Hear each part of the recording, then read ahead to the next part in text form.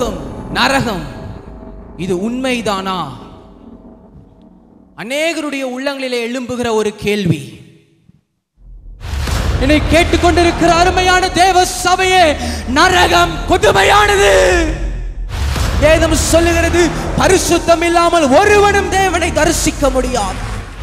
ஒரு மனிதன் இந்த நரகம் இப்படி இருக்கும் என்று சொல்லியிருந்தால் நான் வந்திருக்க மாட்டேனே, நான் இயேசுவை அறிந்திருப்பேனே, என்னுடைய வாழ்க்கையில பாவம் நான் செய்திருக்க மாட்டேன்.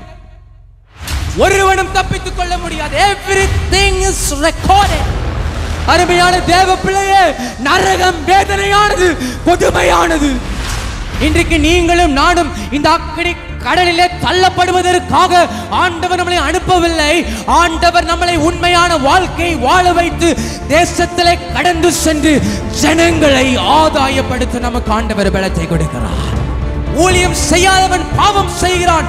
இயேசு இயேசு என்று நீ அவரை ஆராதிக்கலாம், ஜெபம் பண்ணலாம், என்ன வேணாலும் செய்யலாம். அவனுடைய வாழ்க்கையில ஆத்தும ஆதாயம் இல்லாவிட்டால் விருதா. நாம் ஊழியம் செய்ய அழைக்கப்பட்டிருக்கிறோம். நீ கேட்டுக்கொண்டிருக்கிற வாலிப சகோதரி சகோதரனே, உனக்கு நான் மறுபடியும் சொல்ல விடுகிறேன், நரகம் கொடுமையானது. நீங்கள் ஆக்கினைக்கு தப்ப வேண்டுமே என்றால் நீங்கள் பரிசுத்தமான ஒரு வாழ்க்கை வாழ வேண்டும். வேதம் சொல்லுகிறது, பரிசுத்தம் இல்லாமல் ஒருவனும் என்னை தரிசிக்க முடியாது.